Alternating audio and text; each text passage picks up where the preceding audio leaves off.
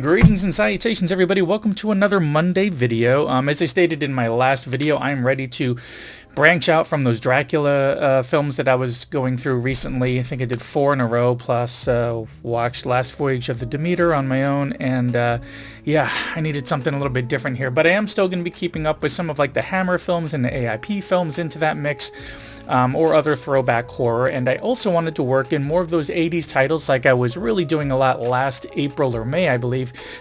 So for this one, I've been planning to put something together for this film since about last summer, sometime in August, I believe, when I met somebody who worked on the film, which I'll have more on that later, as this video is for Altered States, from 1980, starring William Hurt in his first motion picture role, and directed by Ken Russell, who also directed The Lair of the White Worm, another one really worth checking out, which I did a video for and will link to at the end of this one.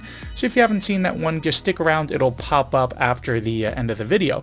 But, so anyways, the synopsis for this one is as follows.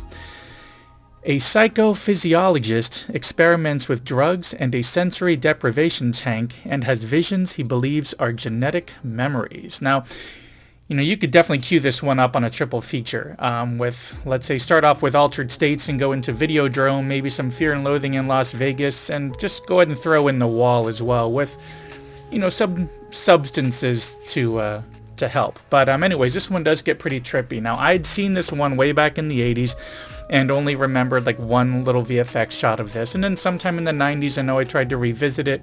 But it was really this last year that I finally just sat down, really got a chance to watch it beginning to end, really pay attention to it. So we used to have this this local filmmaker networking event that would happen once a month, which hopefully will be restarting soon in the Tampa area. But we had Jay Wirtz as a guest, who, among other works, he had worked on this one in the sound department of Altered States. So I'd rewatched it at the time last summer in prep for meeting him, as we would have a Q&A and everything. It was a really great experience, you know, both revisiting the film and getting to meet him, as being that this was a very low-key event. We just got to kind of sit and chat over food and, you know, prior to the QA, and you know, then, you know, I mainly just would bring up aspects about the film and how he worked on the sound design during that Q&A. But since this had me revisiting the film as well in prep for that, I mean, I really loved it. I watched it again a few months later. I believe it was on Tubi at the time. And then just this past week, when I tracked it down on like a used copy of it on Blu-ray, which looked surprisingly better than what I had seen on the streams, particularly during all of the scenes which showed these trippy trips, so to speak. But to expand from that synopsis, our lead, Eddie, who's played by Hurt, has been experimenting with sensory deprivation chambers to unlock deep memories of sorts. You know, during a dinner scene is where he kind of goes into a little bit more detail on it. You know, he's drunk, and he's trying to explain that there are billions of years behind every atom that's in our body, and there should be something to gather from that, some way to kind of get to this like genetic or molecular memory of sorts, doing these strange experiments with sensory deprivation or even with certain pharmaceuticals. So his character even ends up traveling down to Mexico to have this tribe down there welcome him in to give him this concoction that's used sort of like on spirit quests. He trips out, we get some crazy visuals, he kills a lizard, takes some of the concoction back so he can kind of toy with it, you know, kind of make more of it, kind of refine it and everything, and do more experiments with that drug along with these sensory deprivation chambers, kind of combining the two to really see what he can tap into in the mind. Now, there's a lot of sci-fi there, but the horror aspects from the sci-fi film was in the form of the effects that these experiments are having, you know, causing his evolution to kind of be reversed in some ways and twisted while experimenting before reverting back shortly after the experiment concludes, such as waking up bleeding from the mouth, unable to speak when he comes out, just really convulsing and having this really rough time, insisting that they draw blood at the time as well as do an x-ray on his throat for so that way they can kind of review what he feels coming out of that situation is some actual physiological changes that have happened. One of the ones even kind of like referring or kind of reviewing that x-ray, noting that his vocal cords, since he couldn't speak, his vocal cords looked like that of an ape, like something had actually changed. It's getting like these weird musculature changes like in his limbs, which kind of revert back and forth, you know, hallucinations being questioned as there appears to be physical changes happening to him as well, even reverting into like this proto-human form, running rampant, eventually getting out of the facility, running across town, getting into a zoo and eating a sheep or something, before kind of reverting back. And that's one of those scenes that I'd remembered, was just him going wild like that.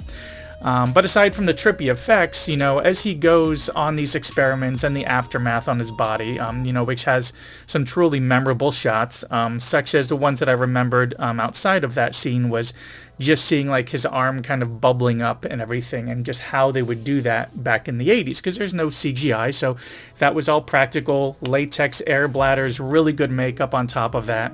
And then for a lot of these other trips, you know, we get a lot of in-camera effects, everything done analog, of course, to find a way to really twist it around, to really get creative with that, so that way we can kind of see what he's experiencing.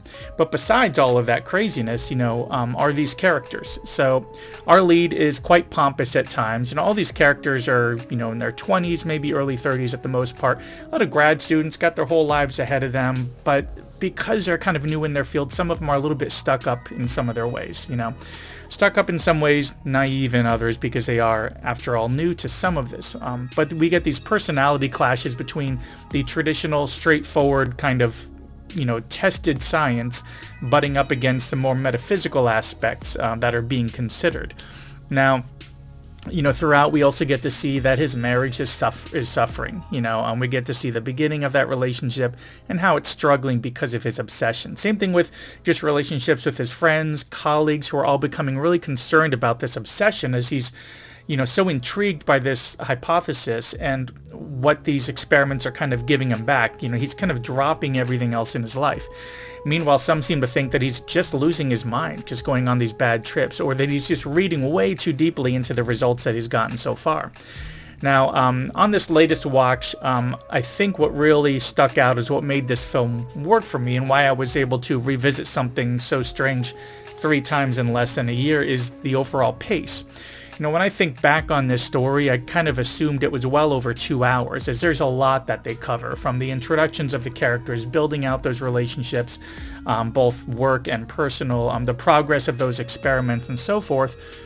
But they actually cram all of that into a film that's only 1 hour and 42 minutes long, so it's really not that long of a commitment to get into this story. They shove a lot in there, and while watching it, things are so fast-paced for them to be able to give all that info. And then every now and then, for a few minutes at a time, we get one of these FX-heavy scenes showing what this float or drug-induced trips are meant to kind of look and feel like. So while there is a lot to kind of move through in the film, they do so at a very fast speed, with these moments of pause or punctuation by inserting the heavy VFX.